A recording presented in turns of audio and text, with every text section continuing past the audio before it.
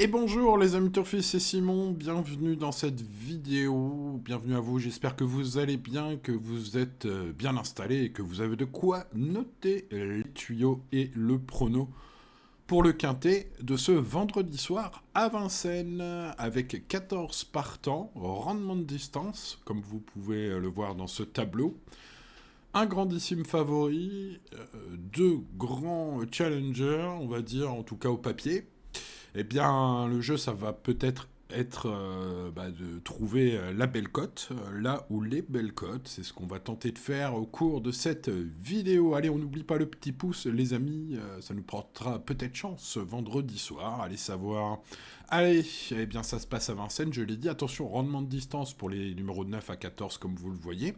Ce sont les chevaux de 7, 8 et 9 ans dans ce prix de Tourcoing. Ça se passe en Réunion 1, course 8 à 20h15 ce vendredi soir, ce vendredi 13, les amis.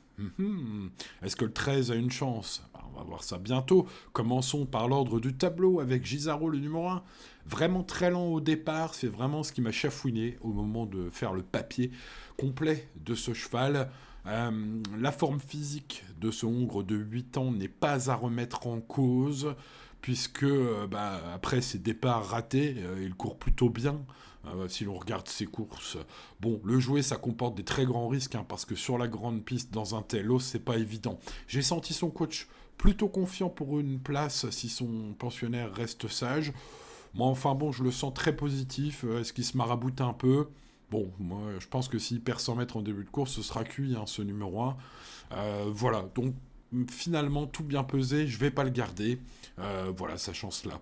On passe au numéro 2, Hermès de Clopo, un Hongre de 7 ans, face aux 8 et 9 ans aujourd'hui. C'est vraiment pas un feignant celui-là. Il va courir ce vendredi sa 26e course de l'année. Ouais, il court tous les 15 jours, les amis, même plus. Bref.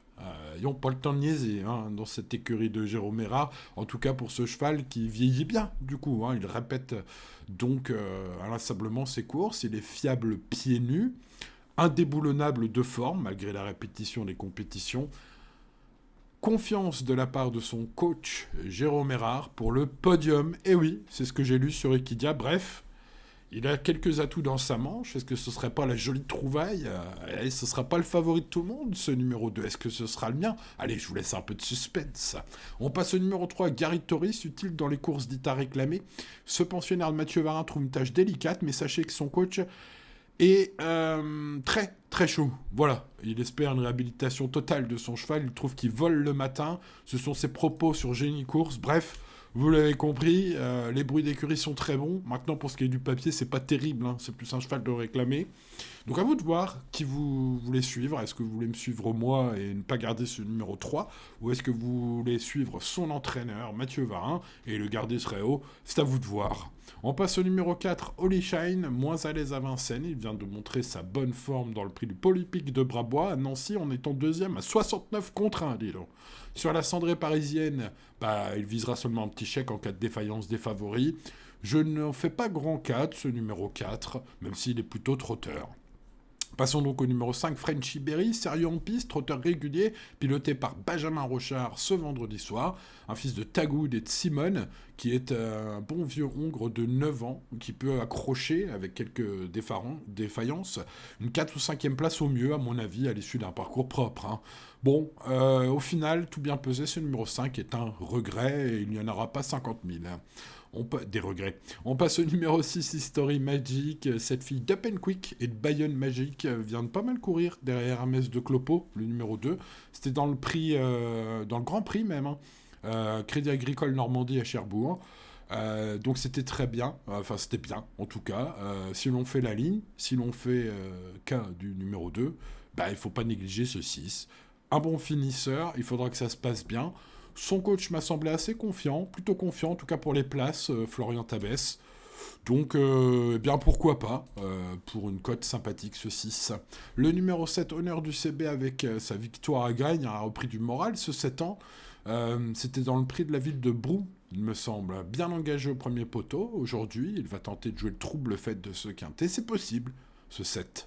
Le numéro 8, Forrest Gump 7, eh ben, le plus riche du premier poteau, c'est donc un engagement en or massif pour son entourage, d'ailleurs, qui est positif, et l'a confié à Jean-Michel Bazir à l'occasion de ce Quintet Plus, qui évidemment est une occasion en or pour ce Forrest Gump 7 de briller. Ce numéro 8 a une belle chance, même de victoire, selon son entourage, qui craint évidemment le grand favori. Parfois fautif, par contre. Du coup, je vais le garder un peu plus loin, mais on sait qu'il peut gagner, ce numéro 8. Notez-le, parce qu'il ne sera pas dans mes 4 préférés, mais voilà, sur certains tickets, je vais le mettre très haut. On passe au second échelon avec des chevaux qui rentrent 25 mètres. Le numéro 9, Gablou Carizé, mal engagé. Il rend 25 mètres, il est seulement plaqué des 4. Je le trouve meilleur lorsqu'il est vraiment déféré. Maintenant, il y a le Sulky d'Or Eric Raffin pour ce tournoi. Donc, c'est pas impossible qu'il coupe nos rêves, ce 9. Le numéro 10, Gasoline Duce, est en super forme, comme semble le montrer en tout cas son ultime sortie, où j'ai d'ailleurs pris en belle note, prise en belle note, Gasoline. Voilà, doit rendre 25 mètres, mais ça pourrait être le cheval qui dynamite le quintet avec le très en forme Mathieu Mottier, qui a la clé des bons parcours ces dernières semaines à Vincennes. Alors possible, alors peut-être ce numéro 10. Passons Falco des Rochers, qui vu ses meilleures lignes, n'aurait qu'à retrouver la forme pour briller dans un tel lot. Maintenant, il est annoncé en manque de conditions par son coach. Sachez-le, c'est une reprise aujourd'hui après 2 mois d'absence. Le doute m'habite un peu, les amis, malgré sa qualité. C'est dommage, Falco des Rochers. Quand est-ce qu'il va être en forme, celui-là? Il pourrait tellement gagner ce genre de quintet, ce 11. Mais bon, sa forme est douteuse. On passe donc au numéro 12, Ulysse Diguéo. Bon, alors vous le connaissez très bien, chers habitués de cette chaîne. D'ailleurs, pensez à vous abonner si ce n'est pas encore fait. Parce que alors, celui-là, je vous l'ai recommandé depuis une paire d'années. Je vous ai dit, lorsqu'il est en mode course, celui-là, il peut tous les battre. Il en a battu des bons. Et aujourd'hui, il n'y en a pas d'aussi bons. Donc il a tout du grandissime favori solide au papier. Son coach pilote Jean-William Allais le connaît très bien. Bon, alors c'est vrai que le hic, c'est qu'il rend 25 mètres, évidemment, et qu'il doit avoir un dos le plus longtemps possible. Donc c'est jamais fait d'avance à Vincennes. Si on se retrouve en 3e épaisseur né au vent, est-ce qu'il a la marge pour gagner quand même? Peut-être quand même un peu. C'est vraiment un bon favori, normalement, ce 12. Maintenant, voilà, les courses sont jamais gagnées d'avance. Je lui mets une note très très haute quand même. Alors, je vais pas le garder en base en or parce que ce numéro 12 sera à moins de 2 contre 1, je pense. Donc, voilà, faut quand même essayer de tenter les choses dans la vie. Passons au 13, Gloire du Perche, en confiance après son ultime victoire. Cette jument de 8 ans n'a comme seul défaut, en fait, d'être souvent fautive. En 2024, elle compte 5 dailles sur 13 sorties. Ce pourquoi, évidemment, on peut bien sûr lui voir une super chance au papier, c'est logique pour ce vendredi. Mais en même temps, voilà, il y a un taux de disqualification trop élevé pour vous conseiller Gloire du Perche en soleil. Maintenant, voilà, c'est un favori logique. Le 14 Galate-Crène va être un petit peu en retrait, je trouve. En tout cas, il a été battu par Gloire du Perche et Gasoline Duceux en dernier lieu sur 2100 mètres. Ses espoirs de revanche me semblent maigres, même si l'engagement est bon et que la distance est plus longue. Je pense qu'il faut garder ce 14, mais plus loin, selon toute vraisemblance, vu sa dernière ligne, même si évidemment l'engagement attire l'œil, puisque c'est le plus riche au départ. Voilà les amis de Turfis, bon, on a fait une bonne étude, il est temps de passer à la base en or. Alors évidemment, j'aurais pu tellement choisir le grand favori logique, qui semble très solide, ça aurait pu, ma foi, mais bon, on va tenter quelque chose, quand même pour le battre, tentons Hermès de Clopo. Ce numéro 2, je vous dis, j'ai senti son entourage plutôt confiant. J'ai envie de tenter un cheval du premier poteau, car c'est quand même un bel avantage à Vincennes. Il est fiable pieds nus, et voilà, un cheval qui est vraiment courageux.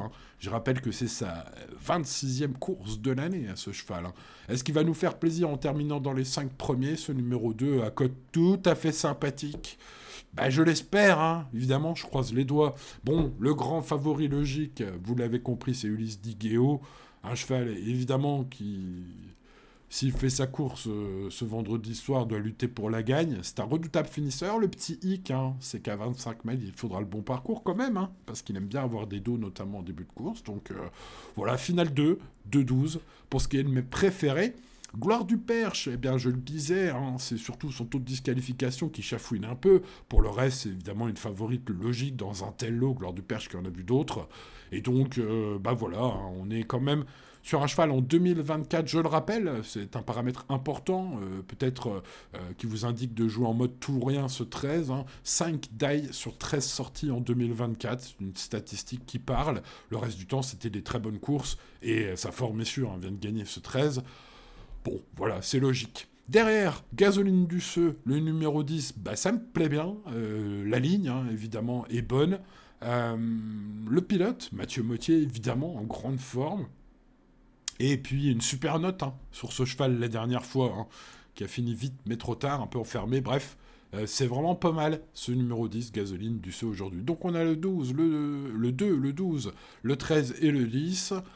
Complétons ce pronostic, les amis, avec le numéro 8, Forrest Gump 7. Je vous l'ai dit au cours de cette vidéo, il faut le retenir, bien évidemment, avec JMB aux manettes, mode course visée, engagement en or massif au premier poteau.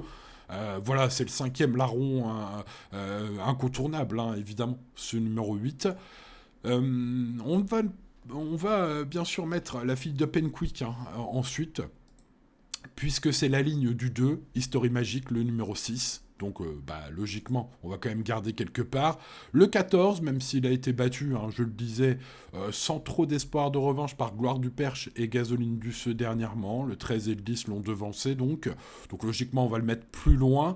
Complétons enfin cette sélection, les amis, pour des champs réduits ou d'autres types de jeux. Honor du CB, le numéro 7, qui vient de vaincre à Graines, qui trouve dans la foulée un bel engagement premier poteau, ce 7. Et puis mon regret sera donc Frenchy Berry, le 5, qui est très sérieux, un trotteur très régulier, avec Benjamin Rochard, même s'il est limité en qualité, ce numéro 5 va tenter de faire parler sa fiabilité d'allure.